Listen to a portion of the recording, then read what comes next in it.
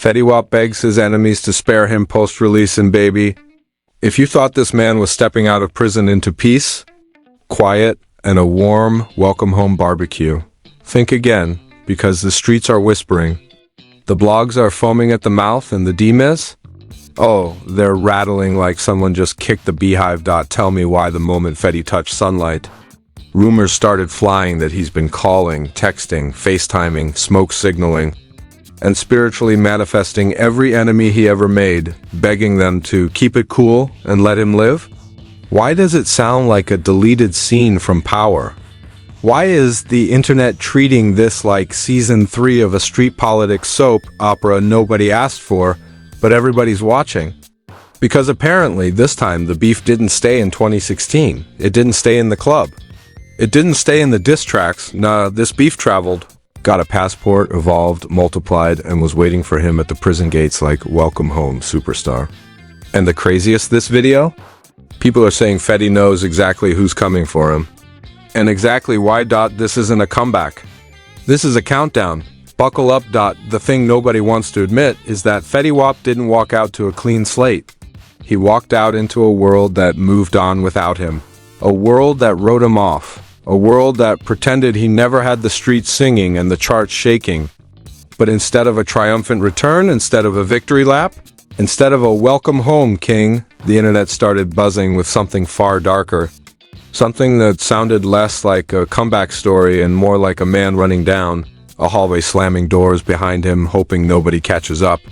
And the whispers got louder that Fetty wasn't celebrating his freedom, he was trying to survive it. People close to him. People pretending to be close to him, and people who just needed attention on social media started telling the same story in different ways. That Fetty had been reaching out to old enemies, old rivals, old problems he swore were buried years ago. Because prison didn't erase anything. It just put everything on pause. And the second he stepped out, the play button got hit harder than the day his debut single charted. Suddenly, screenshots appeared. Alleged voicemails. Alleged messages. Alleged late-night phone calls where Fetty supposedly said things like, "Let's keep it peaceful. I'm not coming back on that energy, and I don't want no drama when I touch down." And immediately the internet smelled fear like fresh blood in the water. Because when has a rapper ever begged?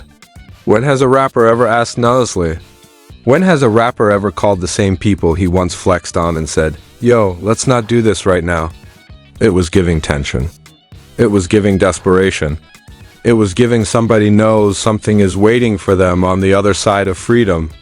And to make it worse, insiders began dropping hints that Fetty was aware of a few situations that never died out.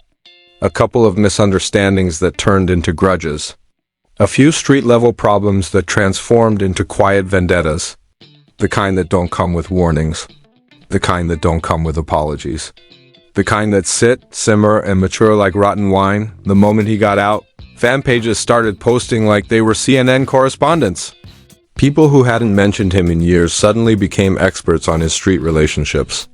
Everyone had a theory. Everyone had a source. Everyone had a screenshot of a screenshot taken by someone's cousin's friend who worked with someone who knew someone.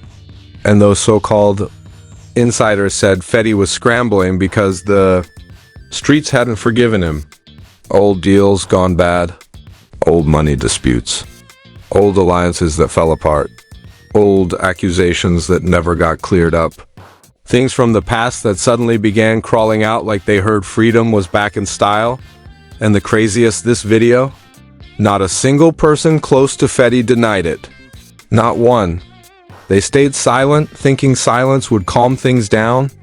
But silence is gasoline. And the internet is a match. Suddenly, the narrative wasn't Fetty is home. It was Fetty is in trouble. It was Fetty is worried. It was Fetty is trying to make peace before somebody decides they don't want peace, and that alone was enough to make people wonder what exactly happened years ago that would have a man shaking trees trying to make sure nobody's hiding behind them, because everybody remembers the music. Everybody remembers the era. That summer when he had every car, every party, every block singing like he was the only artist in existence. But what people forget is that fame attracts everything. Fans, money, attention, jealousy, enemies, opportunists, unfinished business. And when fame leaves, the enemies don't, they wait. They watch. They remember. People who were once in his circle started talking, saying Fetty tried to cut ties with certain individuals before he went inside, that he tried to clean up his image, distance himself, rebrand. But distancing yourself is not the same as undoing damage. Not in the real world. Not on the streets. Not when other people feel like they were left with the bill for decisions you made. One anonymous insider, whose identity was blurred so badly they looked like a witness protection member testifying against the Illuminati, claimed Fetty's release had triggered movement in circles that had been quiet for years. That there were people who felt wronged, people who felt disrespected, people who felt forgotten. And when men who feel wronged, disrespected, and forgotten suddenly feel reminded, they act, they move, they respond. And the internet loves nothing more than treating rumors like confirmed evidence. Someone else claimed, anonymously, of course, because nobody ever wants to attach their name to their mouth, that certain individuals Fetty used to affiliate with had been having conversations. Not public conversations, not online, not in front of cameras. The sort of conversations that happen in parked cars, basements, or phones that are immediately wiped afterward. And allegedly, these conversations weren't about rebuilding friendships. They were about settling old balances. Because as the streets say, a tab is a tab. And it doesn't matter how many years pass. The debt doesn't disappear. And apparently, Fetty knew exactly which debts were still floating. People began speculating about old feuds that fans forgot, but insiders didn't. Little stories that never went viral, but circulated around certain neighborhoods like warnings. Situations involving loyalty, money, miscommunication, and betrayal. Nothing confirmed, everything rumored. But rumor is enough.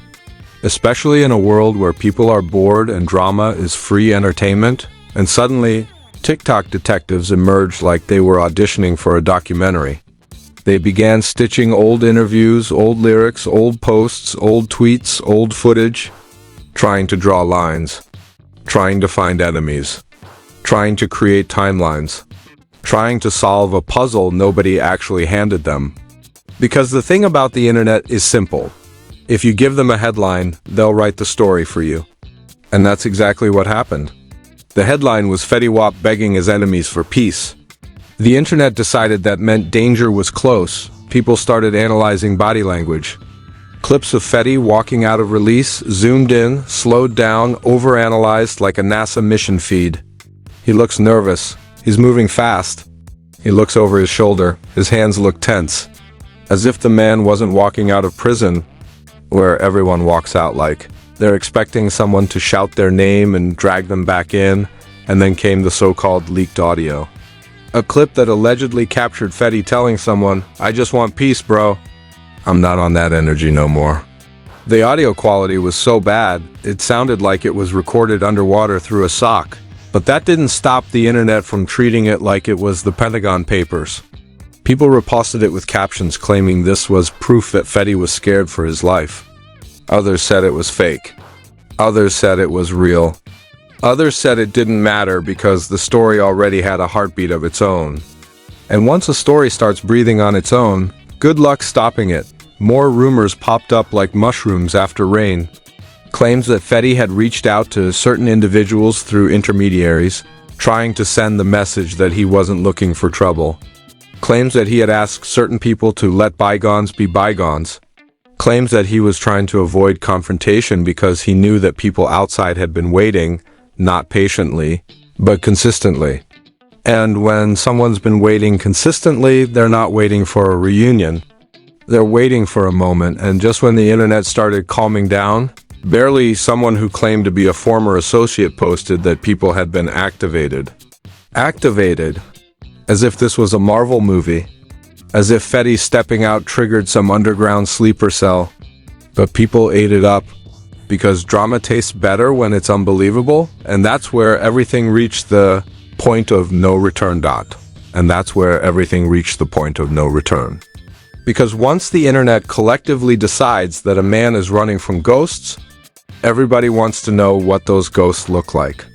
Suddenly, every old clip of Fetty bumping shoulders with someone, every club moment where he looked at the wrong person too long, every lyric that could have possibly been about someone, all of it got dragged back into circulation like revived evidence in a cold case.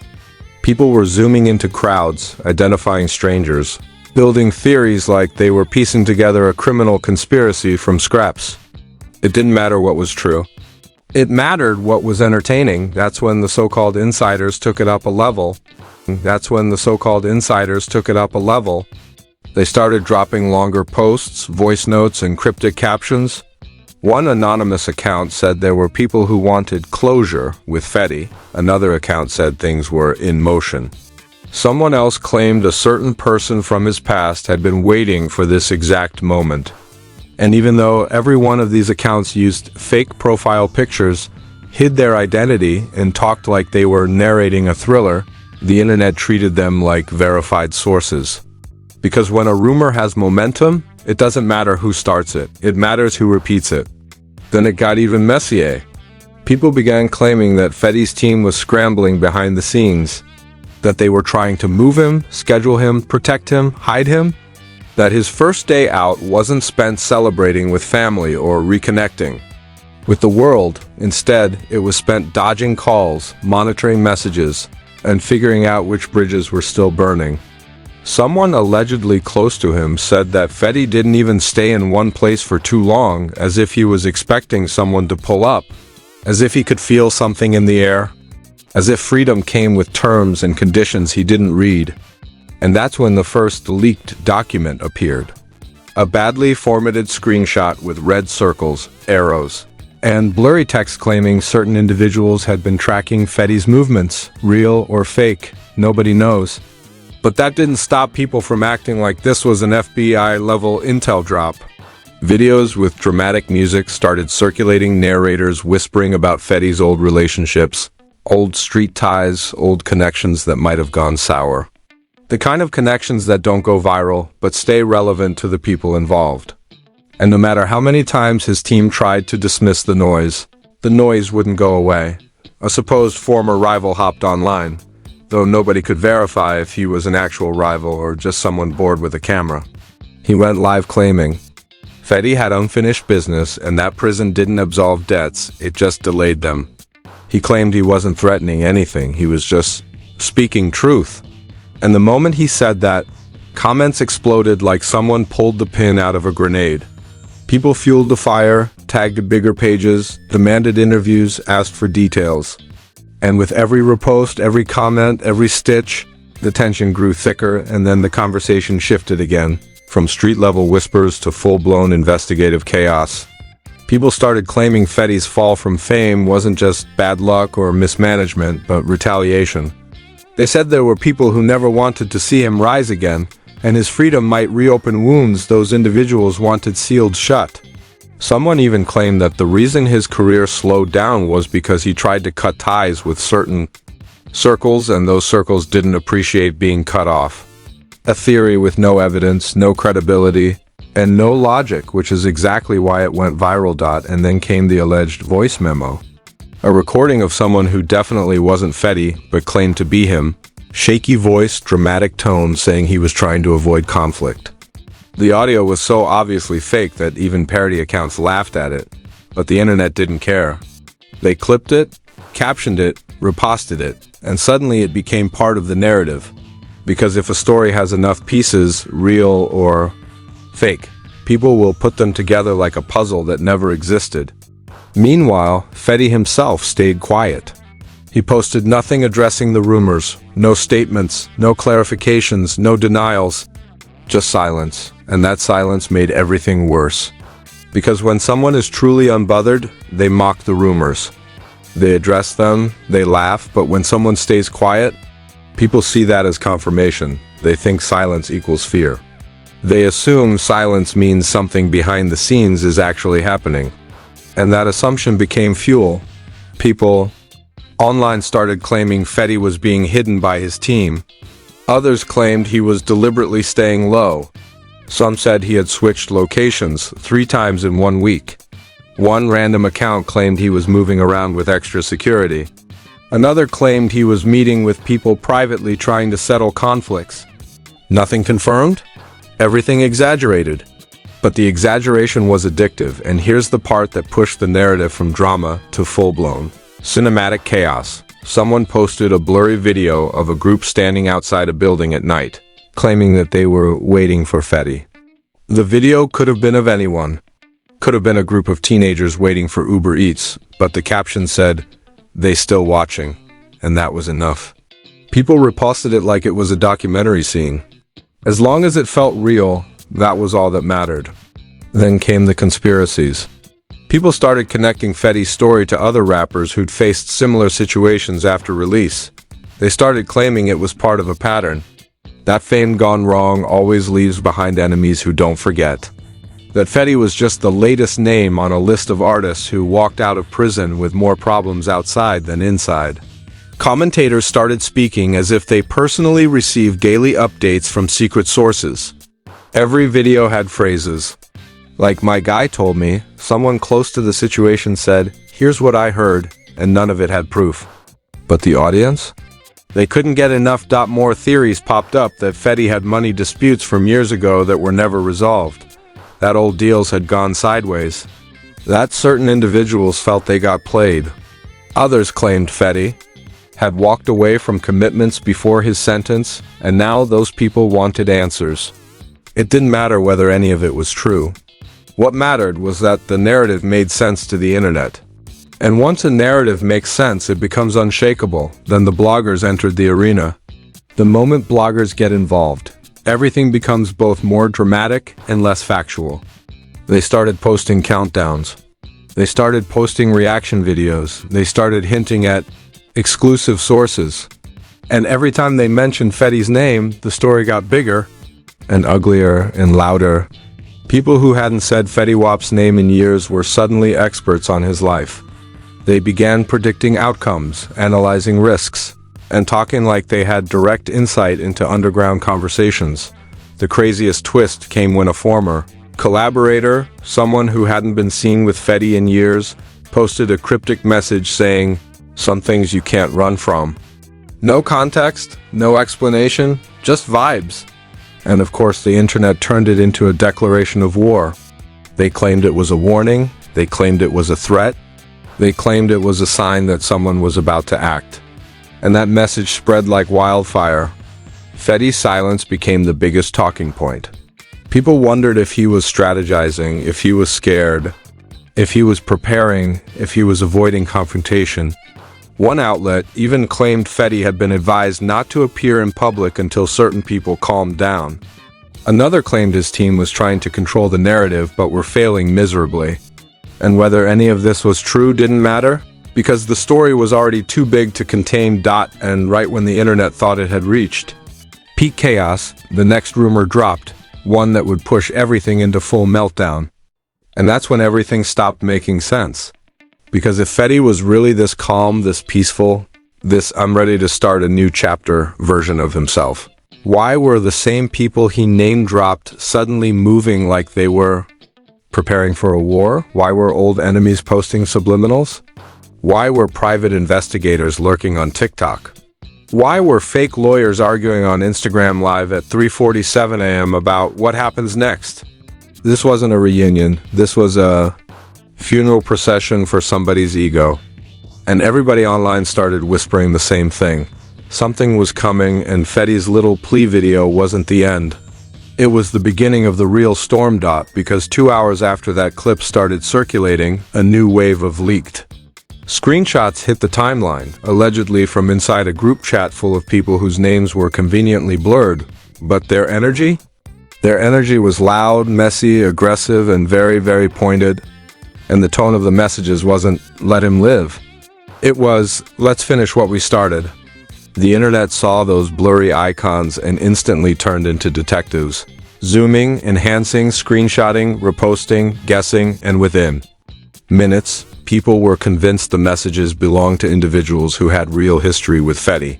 real grudges, and real unfinished business. The kind of business you don't talk about publicly. The kind of business that makes everybody suddenly feel like they have to whisper. And the craziest, this video, none of them denied it. Not a single one. Instead of clearing the air, they let the speculation cook. They let it boil, they let it burn. Because silence is louder than any denial. Silence is confirmation wearing a disguise. And the streets, real and digital, took that silence as a signal. A signal that the beef wasn't frozen, it wasn't settled, it wasn't healed. It was sitting there, simmering, waiting for the right moment to spill over like a pot. Someone forgot on the stove. Then a blog posted something that completely changed the energy. They claimed an anonymous source who had direct knowledge of the situation, said that Fetty's plea wasn't random, wasn't emotional, wasn't spiritual, it was strategic, planned, coordinated, timed, a move designed to publicly humble himself before situations behind the scenes reached a point where nobody could save him. The blog used words like pressure. They used phrases like serious threats. They painted a picture of a man who knew what was coming and was desperately trying to get ahead of the wave before it swallowed him whole. And that's when people started asking the obvious question, what exactly was creeping up behind Fetty Wap? Because sure, he made mistakes. Sure, he had cases. Sure, he had disappearances and scandals and fallouts. But the energy surrounding him now? This wasn't about fans. This wasn't about fame. This wasn't about music. This was about people who felt they were owed something. People who didn't forget. People who had been waiting. And suddenly, Fetty's plea made more sense, but also raised 1,000 more questions. Then came the biggest leak of all. Allegedly a private conversation recorded without permission, floating around group chats like wildfire. A muffled voice, deep, unreadable, distorted but familiar in tone, saying the words, "He better keep that same humility offline." And you didn't have to be a genius to understand the message behind that sentence. Fetty didn't just apologize publicly because he wanted forgiveness. He apologized publicly because people he feared were watching, monitoring, taking notes. And the streets interpreted that audio as a warning disguised as advice. Meanwhile, blogs were eating it up like it was a buffet. They started dropping fake expert analysis, comparing the situation to historical rivalries, political scandals, even entire documentaries. They exaggerated numbers, invented timelines, interviewed people who didn't even know Fetty, and inserted themselves into the conversation like they had first-hand experience. Because the internet doesn't care about facts, it cares about spectacle. And this was the biggest spectacle they'd had in weeks, and the fans were split in half. Half of them were convinced Fetty was in danger and needed protection ASAP. They were making threads, charts, diagrams like they worked for the FBI. They started tagging rappers, tagging labels, tagging random politicians, asking them to step in. The other half were laughing, calling it a publicity stunt, saying Fetty was just trying to go viral because the music wasn't moving like it used to. They said he needed sympathy streams. They said he needed pity playlists. They said he needed attention, and this was his way of grabbing it. But the third group, the quiet group, the ones who actually knew how these things worked, they were the ones shaking their heads saying, "Y'all don't even understand how deep this goes." And that group wasn't tweeting paragraphs. They weren't posting memes. They were speaking in codes, in short cryptic messages, in phrases that carried weight. They were the ones pushing the narrative that Fetty's situation was bigger than social media wanted it to be. Then a new narrative popped up out of nowhere. Someone claimed Fetty owed money. Big money. Old money. Unforgiven money. The kind of money that doesn't vanish just because you dropped a mixtape. The kind of money that becomes generational beef. And immediately people started connecting dots. Some real, most fake, but all dramatic enough to keep the story blazing. Then somebody else claimed it wasn't money, it was betrayal. That Fetty had aligned himself with the wrong people at the wrong time. That he made promises he didn't keep. That he stepped into rooms he wasn't supposed to step into, shook hands he wasn't supposed to shake, and broke alliances he didn't even know existed. And whether that was true or not didn't matter. Because the internet doesn't need truth, it needs tension. And boy, did this situation have tension? Then another voice note leaked. This one clearer, this one with less distortion. A man speaking calmly, saying he know what he did. He know why we ain't let it go. And that one sentence sent everyone into a frenzy. Because now it wasn't just speculation. It wasn't just rumors. It wasn't just entertainment. It felt like a storyline ripped straight out of a crime documentary. Something personal. Something heavy. Something dangerous. And this is when things took a crazy turn. People started claiming they saw unfamiliar SUVs outside Fetty's neighborhood. Others said they saw men pacing around at weird hours. A few claimed they heard arguments, confrontations, footsteps, voices. Most of it was probably lies, but the internet doesn't care. The internet wants a story. And this story was writing itself. Meanwhile, Fetty went radio silent again. No response. No clarification. No follow-up. Just silence. And silence is gasoline. Every hour he stayed quiet, the internet created 10 new theories. Every day he didn't post, blogs invented 20 new details. And by the time the third day hit, the story wasn't even about Fetty anymore. It was about everything orbiting him. His enemies. His debts. His alliances. His mistakes. His future. His survival. And that's when fans finally started realizing the truth. Fetty's plea wasn't desperation, it was preparation. He wasn't asking for peace because he wanted forgiveness. He was asking for peace because he knew people were gearing up for war. He wasn't begging because he was weak, he was begging because he understood exactly what was coming. But the internet doesn't grant mercy. It doesn't grant forgiveness. It doesn't grant safety. The internet grants chaos. And Fetty, whether he liked it or not, had become the center of a digital hurricane that wasn't slowing down anytime soon. And now the only question left is the same one everybody's been whispering. Will the people he pleaded with actually spare him? Or has the countdown already begun? So what do you think, fam? Was Fetty Wap really pleading for his life? Or was this all part of a bigger game nobody saw coming? Are we witnessing a man who finally learned the streets don't forget? Or someone playing chess while the world thinks it's checkers? And let's be real, if you were in his shoes, would you have the guts to go back into the chaos? Camera flashes in your face? Enemies lurking in the shadows? And still stand tall? The truth is, nobody really knows what's going to happen next. But one thing's for sure, the streets don't sleep. The internet doesn't forgive, and the history Fetty carries with him isn't going away anytime soon.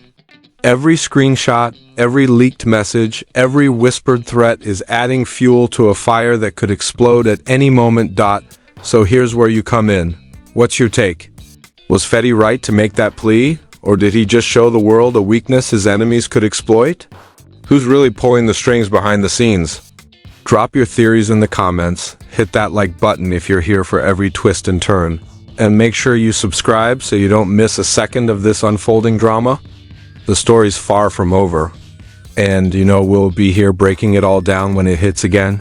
Breaking it all down when it hits again.